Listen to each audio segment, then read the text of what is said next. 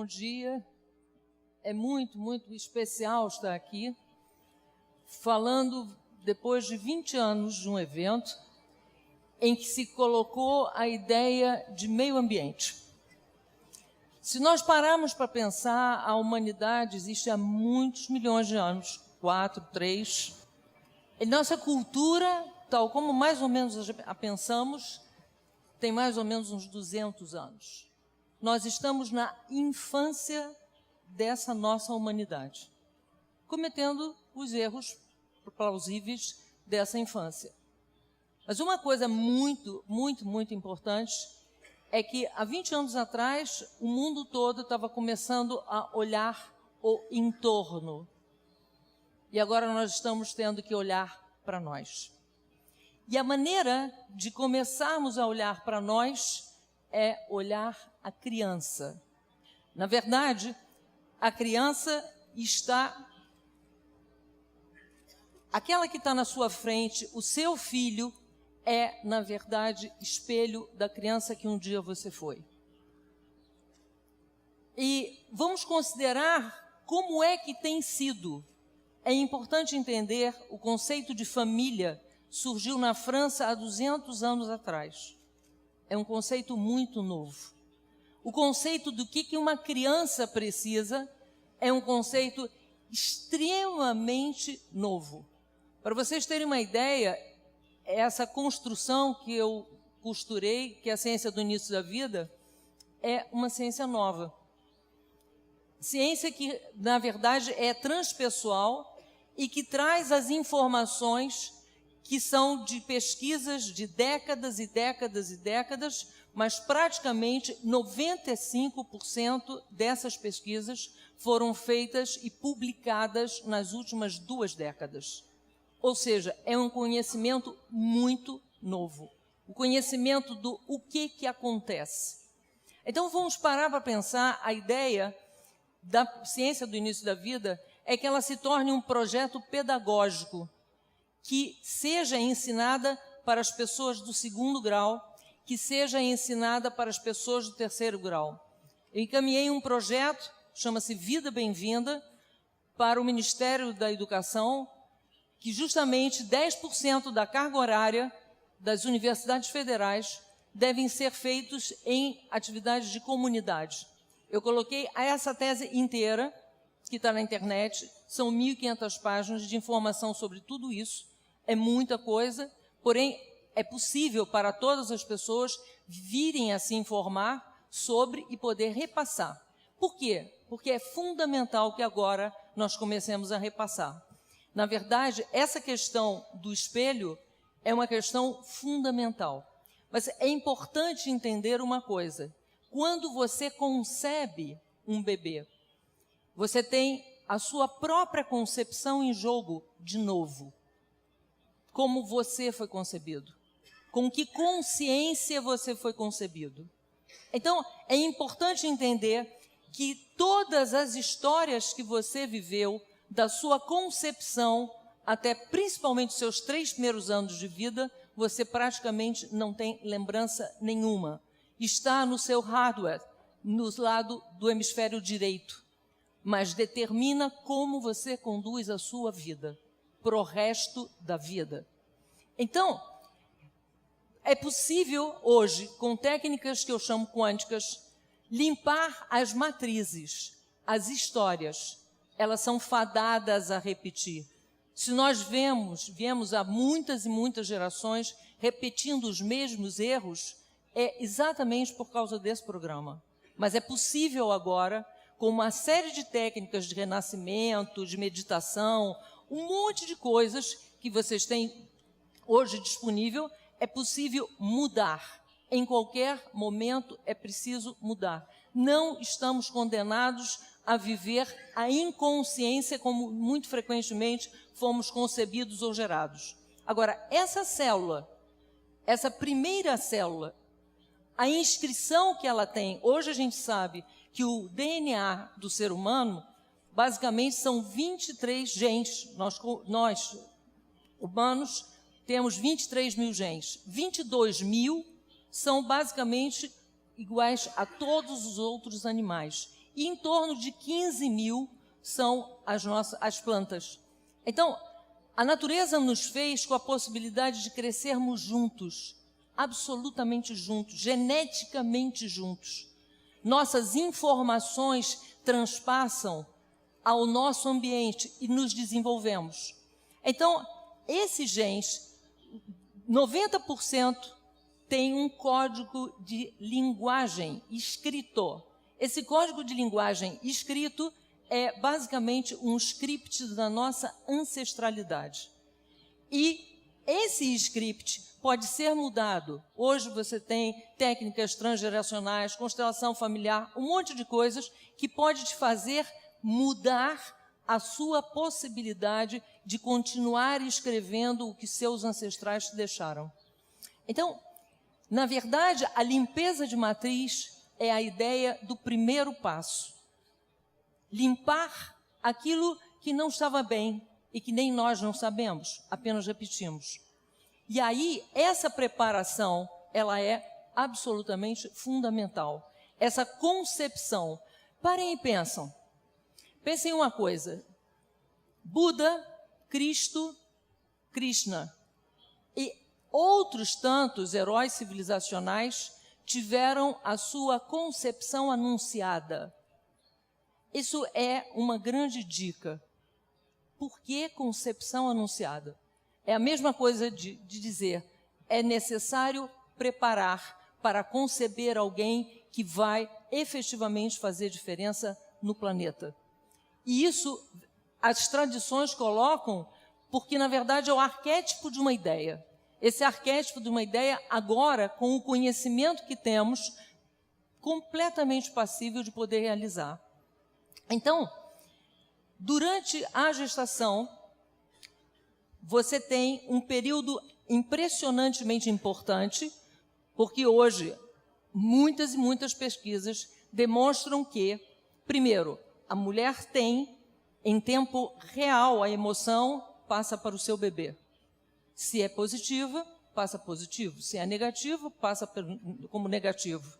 E a imaginação da mãe e a nutrição da mãe vão determinar a qualidade de fígado e de cérebro, e é o próprio cérebro do bebê quem mapeia e manipula seu próprio código genético.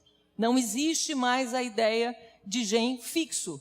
O que existe é a ideia de gene, a coisa da epigenética, o gene que se transforma, o gene que se transforma por toda a vida, mas aqui é intensamente passível de ser transformado. Então, do lado ruim, é que esse efeito epigenético programa todas as doenças que se tem ao longo da vida adulta.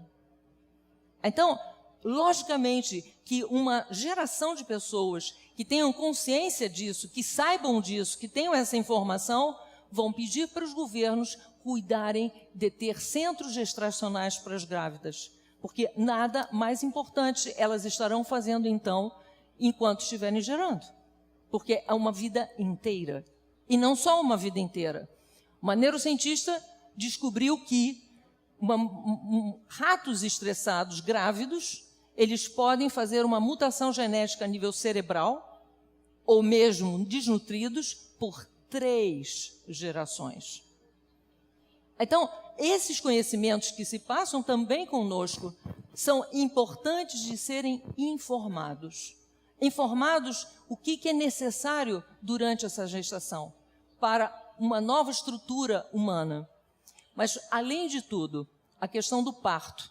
2 horas antes e 2 horas depois do parto, as pessoas têm ondas cerebrais, tanto a mulher quanto o bebê, que só vão voltar a ter na vida, se tiverem, numa situação de um êxtase, um fantástico êxtase. Portanto, essa impressão, e em todas as línguas, a expressão, a primeira impressão é a que fica, é exatamente isso. A primeira impressão. Como fomos recebidos? Quais as impressões que recebemos? Como fomos introduzidos nesse mundo? Com amor? Com tecnologia? A Organização Mundial de Saúde diz que não deve passar de 15% o índice de cesárea em nenhuma sociedade. No Rio de Janeiro estamos a 95%, em torno disso. Terceirizamos o parto. Percebem como é que a sociedade de consumo começa? Terceirizamos o parto. Já não acreditamos no ser humano, esse binômio mãe e filho, que pode perfeitamente vir ao mundo naturalmente. A maior parte das gestações, sem risco, podem se dar em casa. Isso, pesquisas ultramodernas que estão acontecendo agora na Inglaterra, com 40 mil partos verificados, o que se percebe é que melhor saúde para a mãe, melhor saúde para o bebê, se o parto se a mulher não tem risco. Então, versus o parto hospitalar. Então, o que acontece? Uma antropóloga americana, ela estudou o parto como ritual de passagem para a cultura que vai se criar durante uma sociedade. Então, nós separamos a criança, que durante aquelas 2 horas não poderiam de jeito nenhum ser separadas, colocamos num bercinho de acrílico e depois a gente não sabe como tem uma sociedade de consumo. Começa aí.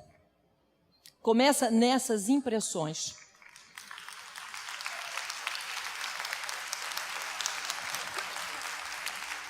Começa na ideia de que não há afeto. Essa pessoa está programada na vida adulta a quando sentir carente, quando sentir angustiada, detonar com cartão de crédito. Isso não é à toa.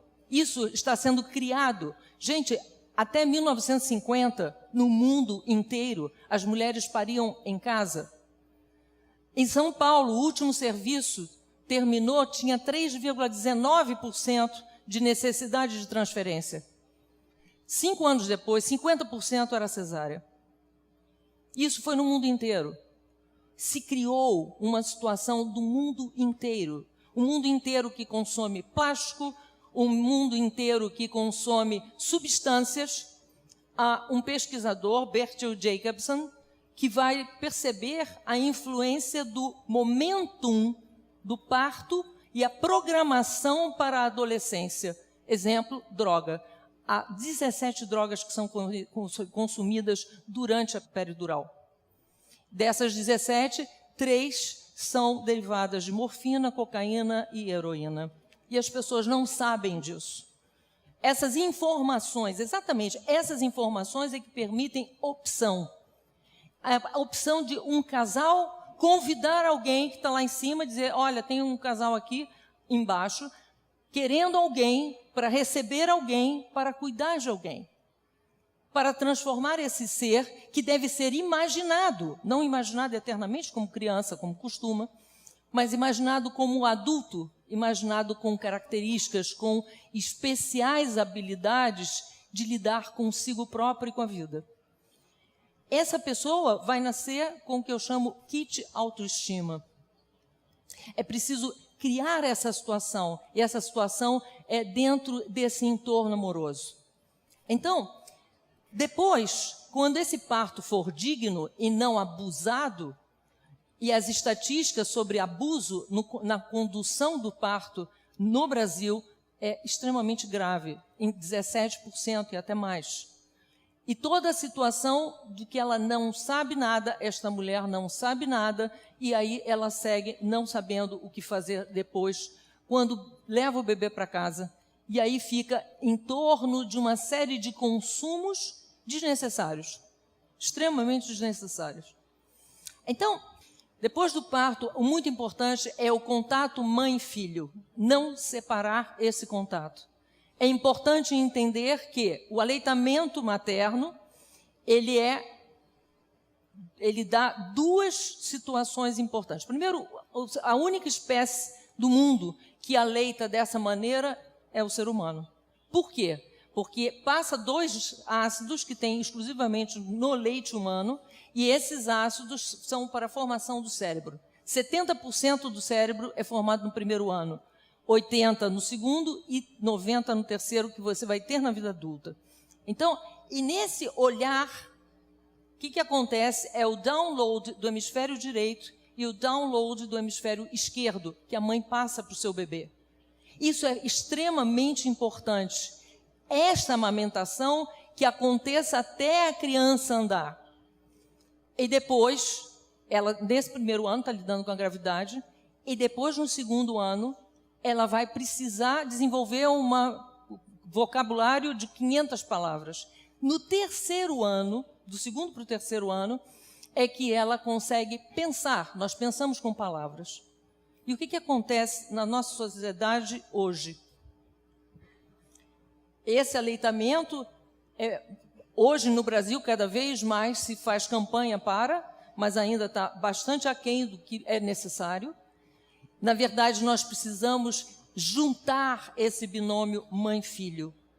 O filhote humano é filhote por 3 anos. Elefantes são 4, leão são 2, nós por 3 anos. Se acontece uma desgraça, um tsunami, uma criança de 3 anos geralmente não sobrevive. De 4 sobrevive.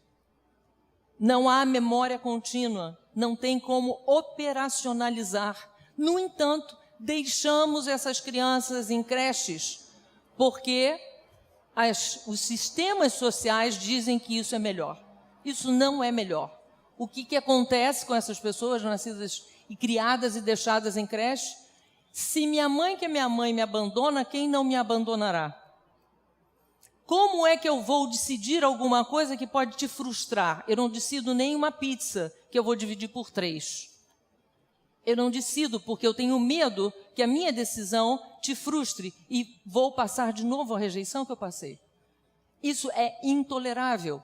E aí eu quero o tempo todo tentar agradar. Minha imagem é importante. Novamente voltamos ao consumo. O que é que eu consumo? Eu consumo para vender minha imagem, já que eu não tenho valor. Eu não fui nascido de boa vontade. Eu não fui acolhido de boa vontade. Então, eu fui abandonada no momento que eu não podia ser. E nesse momento, então, eu crio uma sociedade que vai comprar qualquer ideia. Então, na verdade, o que eu venho observando há mais de 20 anos, preparando casais, e a ideia é ir para escolas e preparar casais para poderem conceber conscientemente, enfim, fazer esse projeto de vida. O que acontece com esses seres humanos? Esses seres humanos no mundo inteiro chamam a atenção, porque eles são extremamente amorosos, extremamente fraternos. Têm amor próprio à beça, mas têm amor pelo próprio próximo naturalmente. Têm amor pelo meio ambiente naturalmente. E isso você percebe com crianças de 3, 4 anos.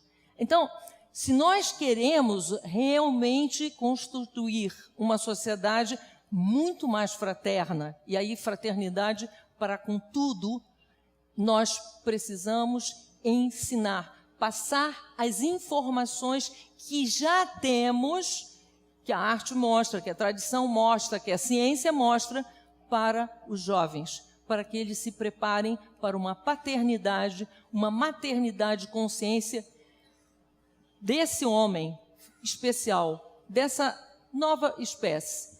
Exatamente essa espécie que eu venho colocando como Homo sapiens frater. Porque a fraternidade é o aspecto mais importante.